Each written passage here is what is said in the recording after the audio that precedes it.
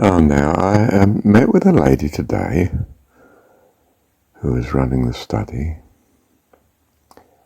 and gosh, I found this lady difficult.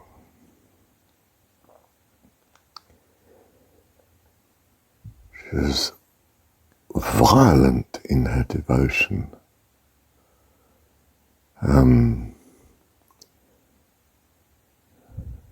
Very much one of these strident women that are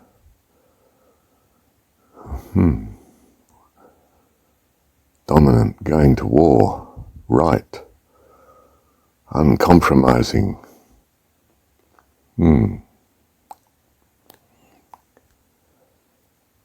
So repelled. And the noise level in the room we were in was just too much for me. I was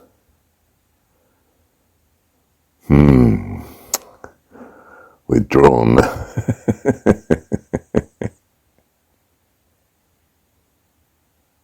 I mean, there were good times in the study and the worship. Well, it wasn't a study, it was a worship.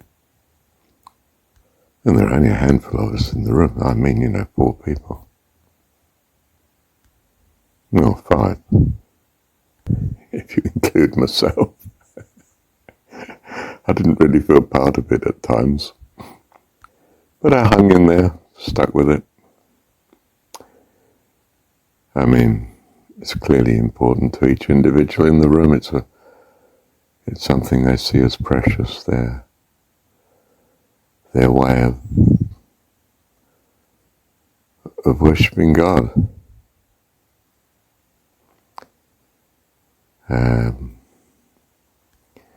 And it finally wound up, and the others disappeared.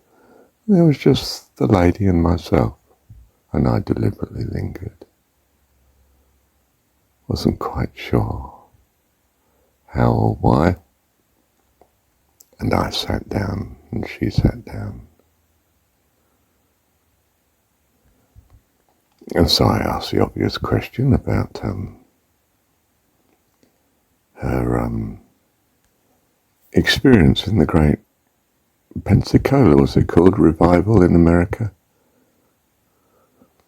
of the 1990s, about 1994. Not that she'd been there, but it spread to where she was. And I mean, the lady's very full of herself, talks endlessly, listens hardly at all. And that was a blessing, because I wanted her to just talk. I suppose almost consciously, I think I realized that simply by listening I can lead her into where we're going, and I don't know yet where we're going, but I'm trusting it to God. And it was magnificent. She talked through the how and the wherefore and the circumstances of her own life that were going on in the background. One of the most terrible experiences emotionally that she'd had in life. And the coincidence of all sorts of miracles and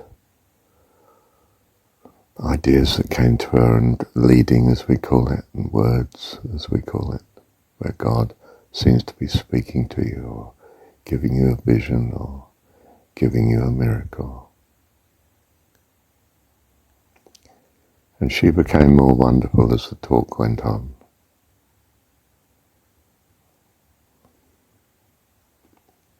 And I said almost nothing. At some point I said, "You mean you gave an ultimatum?" "Yes." "To your husband?" "Oh."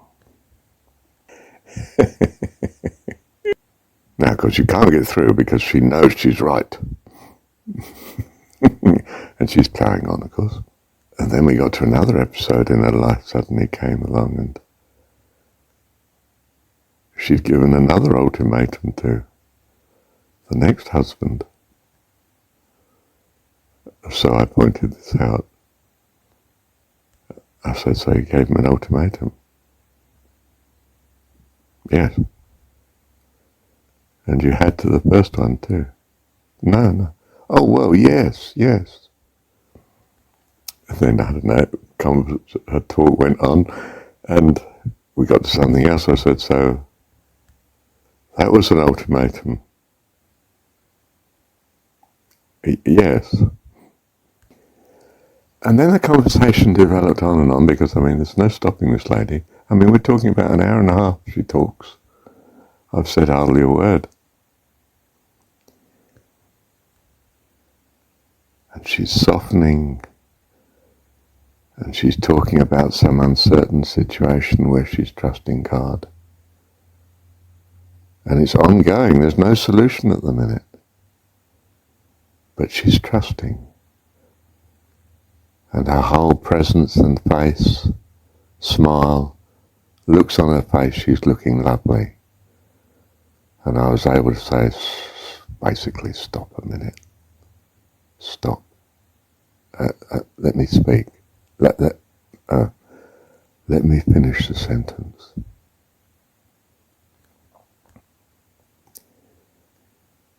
You look loveliest when you are uncertain, but trusting, not when you're giving ultimatums.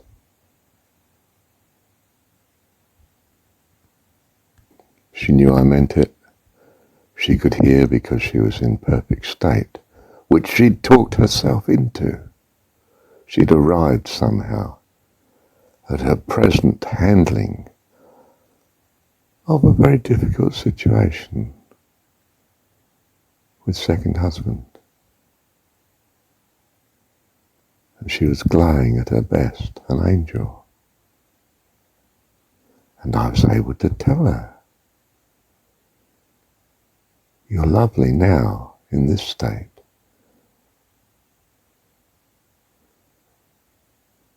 You know, I'm indicating, aren't I, that this is what I value. And she knows that I'm loving her for it. And then I say to her something. There's a chap called Mark Twain, American guy, philosopher sort of thing, was. He said, well, actually, I was thinking in the back of my mind, I see clearly with tears in my eyes, because she's in tears and I'm in tears. And at that point, I realized now is the moment to pray for her. I said, can I pray for you? She said, oh yeah. I knelt before her. Should I take your hands? Yes, she said. I have to be cautious because these older middle-aged ladies, or older ladies, I mean, they're so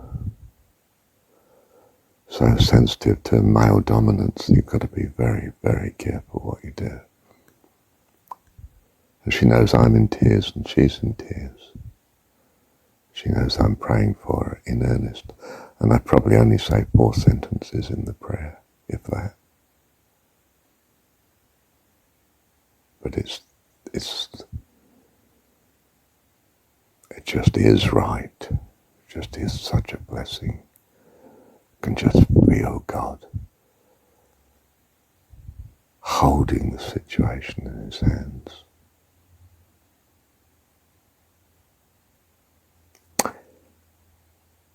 So I go back to my seat. And there's some sort of, and then I say, he says, Mark Twain, I mean, I'm reminded of, he says, he has a thing that, my enemy is the person whose story I've not yet heard. My enemy is the person whose story I have not yet heard.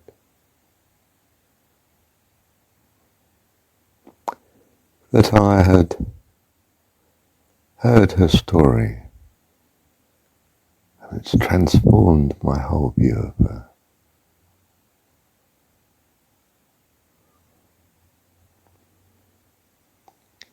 Because what I was feeling, of course, was a love towards the person, understanding, because one realizes it's her needs and situation that has caused her to be the way she is.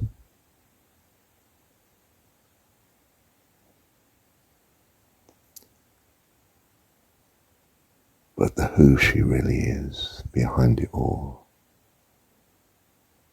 is a child of God. Absolutely lovely.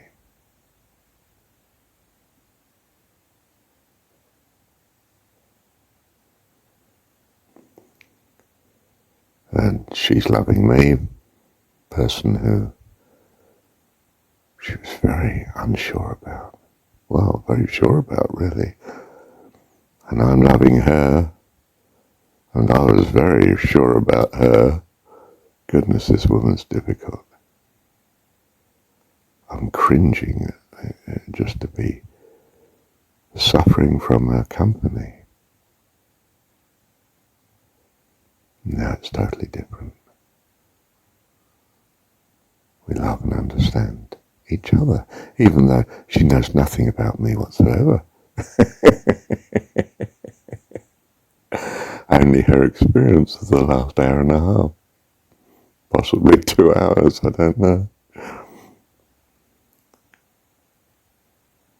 Wonderful outcome. Fantastically wonderful, lovely outcome.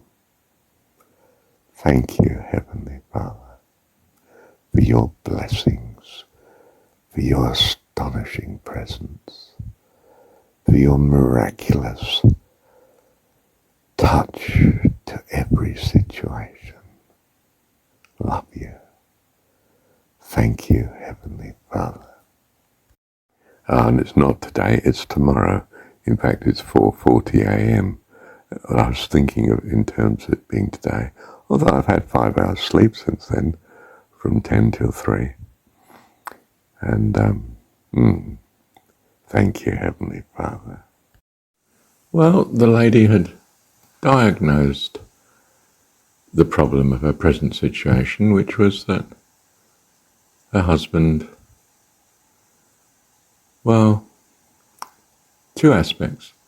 A major one was that he felt that she loved God and there wasn't room for him.